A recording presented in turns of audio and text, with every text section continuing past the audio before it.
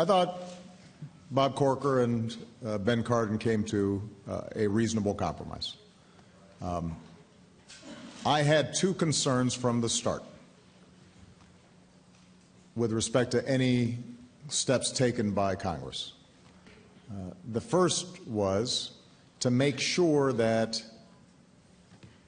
their actions did not derail or prevent us being able to get the best deal possible. And John Kerry, when he is in those negotiations, not being hobbled or his life being made more complicated by congressional actions until we actually have a deal done. My basic argument was, let us show you if there's a deal or not. If there is, you'll have ample opportunity to review it and opine on it. But right now we're still negotiating, so have some patience.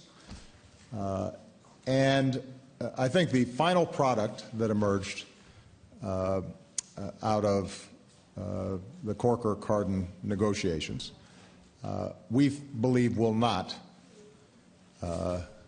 derail the negotiations. So that checked off one box.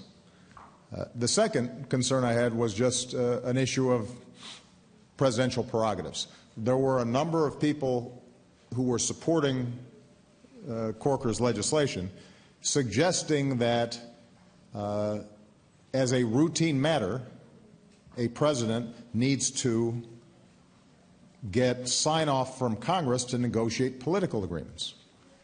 That is not the case. That has never been the case.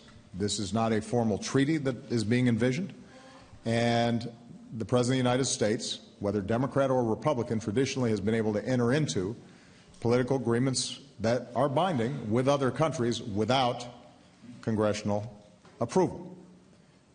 And I still have some concerns about the suggestion that that